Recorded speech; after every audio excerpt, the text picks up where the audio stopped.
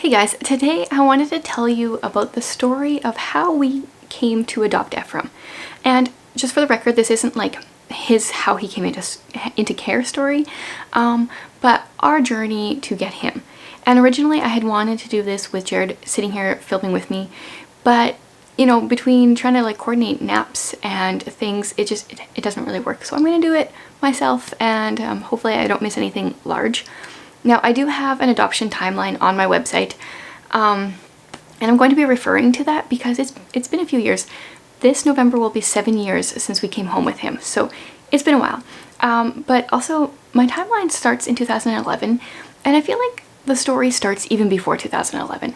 I actually very clearly remember being 15 years old, first of all, World Vision, those shows they used to have, they were like hour-long segments, or I don't know, often it seemed like the entire morning long, with all these kids from Africa with like flies swarming over their face. That kind of just always made me want to adopt from Africa. But when I was 15, I clearly remember having a lot of like stomach pain, and I remember like telling God, and not that I would, you know, encourage people to say this, but I just remember telling him like, it's okay if I can't have biological children, like thinking maybe that stomach pain was part of that. I want to adopt anyway, so like feel free to like, I don't know, let someone else have biological children, and I'm okay with adopting. That was kind of my like 15-year-old philosophy. Eventually I found out like 15 years later that I have Crohn's, and that was the cause for the stomach pain. So in 2010 we had Reka, and there's kind of a few reasons we decided not to have biological children after her. Partly because of her head and the surgery she went through and all of that. The doctors couldn't tell us whether or not it was genetic, like if we had another kid, would they have the same thing? It's definitely possible. And the other part is kind of like the newborn stage was not our favorite stage, and we knew lots of people that love that stage, but that wasn't our favorite. And we knew we wanted to adopt anyway, so we just figured, why not like start now? Actually, back when we were dating, we did talk about adoption, and I remember one time Jared told me he had a dream the night before, and he doesn't remember this now, but like I promise this is true. He said he had a dream where all our kids were like on stage doing music. Obviously I wasn't on stage because I have no musical ability whatsoever.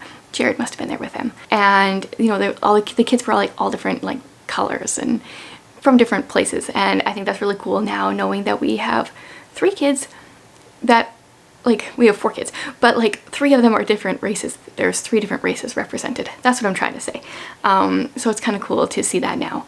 So far none of them are playing music on stage in church yet, but maybe soon. Okay, so we decided to kind of like wait until Reka had had her surgery before we started things going with the adoption process. Partly because too, in our province, you can only have 1 year between adoptions or like a birth of a child and adopting.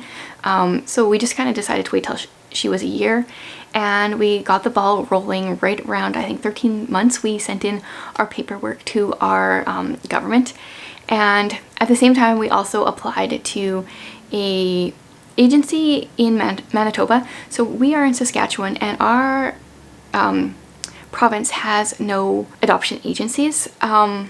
I think it's just because we have like such a small population. So we just needed to find someone that was HEG accredited and would be willing to work with us as far as agencies go. So we found one in Manitoba that was doing adoptions out of Ethiopia. There was actually quite a few kids in this area that had been adopted through that program, and we'd heard good things. So we like got the paperwork, we were like accepted. But then after a few weeks, I didn't hear anything after we were kind of accepted, and we had been assigned a worker there. So then when I inquired, I found out that the program had actually folded, and they forgot to tell us. So adoption agency number 1 was like crossed off pretty quickly. So we started applying to a couple other different agencies, kind of like looking around, seeing what there was. Right around this time is when we went to Uganda for a month, and my brother was watching our house, kind of like picking up our mail, like checking the house every now and then during that time, and he totally saw, because we hadn't told our families what we were doing, because we were trying to figure out the process, like, is this even going to be possible, whatever. And he totally saw the mail come through from an adoption agency, so he got a little bit of an inside scoop there. So we were approved for an adoption agency out of, do I even want to say, out of the southern states, I'll say. And we were with them for about a year. We got accepted into their Democratic Republic of Congo program. That one was really exciting for us because it was kind of like a newer program, so it wasn't gonna like shut down right away, we hoped. And the agency also, like, a lot of this stuff could be done online, like the training and stuff. For the Manitoba agency, we would have had to have gone like over to Manitoba for some training. So this just made things a lot easier. They seemed really streamlined. They seemed to know what was going on. They also had a waiting child program where every now and then they would like send pictures of like a sibling set, and you know, you could adopt that way. So it seemed like a really good fit for us. So we started doing the paperwork. We started like telling our family, doing all that kind of stuff. Our family was really excited for us. We didn't get any kind of like negative feedback. I think I'd always been pretty clear that I wanted to adopt. And I know I've heard people say, yeah, they've always wanted to adopt too. And then you get like the people that kind of like say that, and then the people that follow through. And I think my family has known that I'm like a go-getter when it comes to this kind of stuff. So we were going through with the agency. We met a few different families that were also like online that were also adopting from there. Actually, some of the paperwork, let's just see here. In March, so this is 2012 now, beginning of 2012, we were accepted March 19th into the program. Then we started doing criminal record checks, child abuse checks. We started our home study. We got some blood work done because the DRC, you had to make sure you were negative for TB because that's one of their things. We mailed off our immigration pre-approval for Canada. We did more medical paperwork. We got fingerprints done for Interpol. And then we had to mail off a dossier translation fee because DRC, their main language is French, so everything that we sent in had to be translated to French, so we had to pay for that. May 17th, we paid the fee. Our last home study visit and our dossier was sent. So as of May 17th, 2012, we were on the wait list for the DRC. And then we got some like paperwork approval. Then it wasn't until the next February. So that was July of 2012. And then February 2013, we were actually talking about maybe increasing our age. So currently, to this point, we had been wanting a kid younger than Reika. And then things were just kind of slow, and they were sending out some like sibling sets that were available, and you know, at least some of the siblings were older than her. So we were talking with our social worker about maybe like increasing our age there, and she kind of got us connected with a couple other people, and we started to see some red flags in this program that we were in, which is why I didn't want to say which state it was in because I don't want to like point any fingers, but it ended up coming out that the in-agency worker for our agency, the one that was living in the DRC, like their native person, was kind of caught trying to adopt out her own niece and nephew. She told the parents that she was just going to take them to the city to get some medical checks done, and then she tried to adopt them out. So unethical businesses happen in there, which is just so frustrating because, you know, there's so many kids that need a home. Like, why? I think it's probably because of paperwork, because a lot of kids that are orphans don't have the paperwork to like show things and stuff, but that was frustrating. So we decided, and I don't know if this was the right decision, especially now looking back, but this was kind of just the only decision that we kind of had. We didn't really approach them about it. We just decided to withdraw from that agency. And so we lost a lot of money, but we got all our paperwork back. And so we kind of saved some money that way because there's some things we didn't have to do over again. And that closed the door on agency number 2. So then it was back to the adoption agency drawing board because there's so few agencies that will work with us. There are a few in the States that I know quite a few people around here have adopted from, but they are like very focused on infant adoption. And like I already mentioned, that wasn't really something we were interested in. We knew lots of people that wanted infants, and so it's just like, well, we'll leave the infants for those that want them. We kind of wanted a little bit older anyway. So we started looking again. So we sent our letter of termination on March 14th, and then on the 23rd, we got our dossier back. Oh, but before this, my timeline is kind of messed up because we were doing so many different things here. In March, we also, before we even had our stuff back, we got pre-approved for adoption agency number 3. This one was also out of the States, also with the DRC. So like a lot of the paperwork we had already done was, you know, it was all still effective, or all the paperwork we had done was still good for that. Like for the most part, it was just some agency stuff that we had to do. And then only about a month later, we got a call from our adoption agency, pretty much just saying they weren't really willing to work with us because they foresaw Canada shutting down, or maybe it was the DRC, one of them shutting down to the other country. There was a lot of unrest. There is a lot of unrest in the DRC, and things were very unstable there for a while, especially like in the adoption world. And so they kind of thought that was going to be happening, so they put a pause on that and just kind of told us that that wasn't going to work for now. So that closed the door on adoption agency number 3. And yeah, it was just like brick wall after brick wall. It was interesting when I was reading Angela Braniff's book, and she was talking about some of her journeys to get their kids. And at the same time, I've heard a YouTuber once say that, like, when things are easy, then she knows they're from God. And yeah, that's not been the case for us. We like hit brick wall after brick wall and just kept trying to find, you know, a hole, a tunnel, some way through.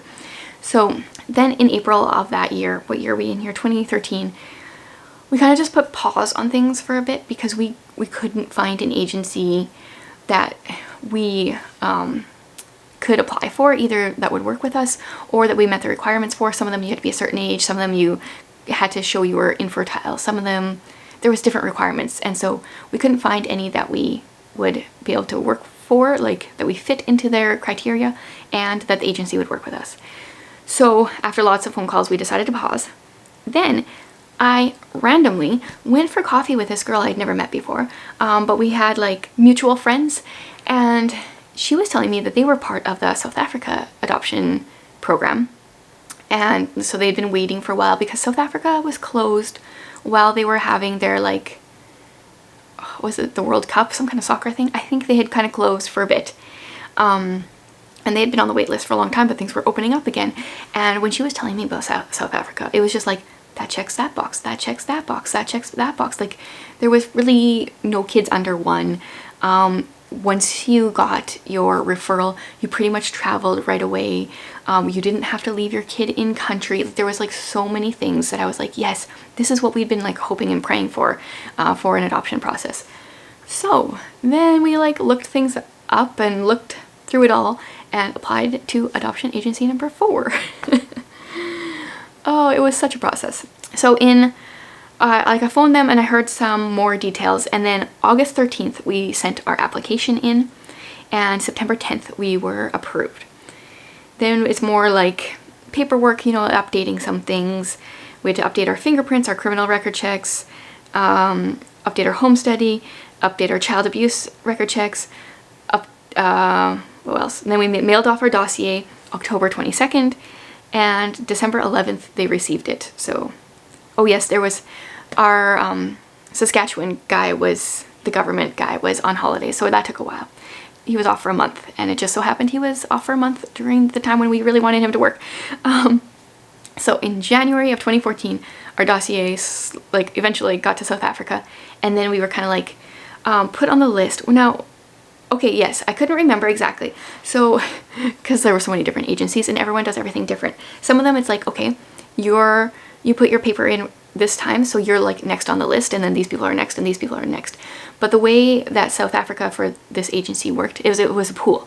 Everyone that's dossier was in the pool, and any of you could get chosen for the next child kind of thing.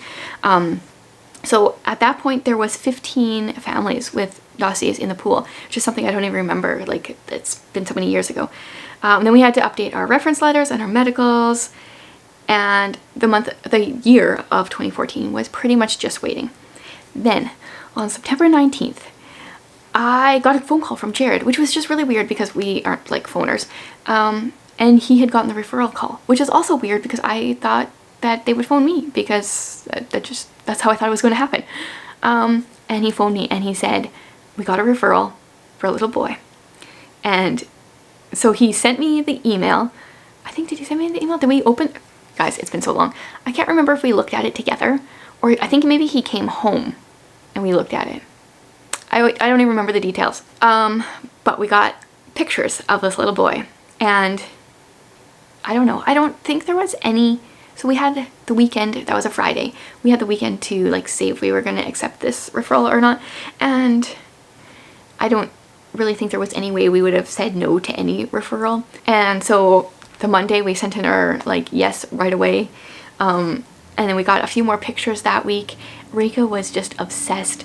We printed out one of the pictures they sent, and she like sat at the table with that picture on the table and ate breakfast with her brother, which is so sweet. Then normally what happened with our agency is you would get your referral and you would fly out within like 2 weeks and go and do the process in country. But of course, the people that are normally in the country doing the stuff were actually out here doing stuff. So we had to wait 6 weeks, which actually worked out really well because we needed some new fingerprints done. I think our criminal record checks and fingerprint checks. And our fingerprint checks got lost in the mail, so we had to do them again. And it was really cool because I was phoning like Canada Post being like, okay, like we're waiting for this thing in the mail. And they say they sent it a long time ago, but it's not like come. And so the lady that was delivering our mail at the time, she knew they were coming, and when we got our second ones, because we had to redo them, sent in, she had written a note on the envelope and then put it in our mailbox, and I thought like that was cool. She was like rooting for us. So our referral was September 19th, and November 12th we started our journey to South Africa. I think it was like 35-ish hours of travel between our flights and our layovers and stuff, and then we got there on November 14th, and the next day, so we got to Durban.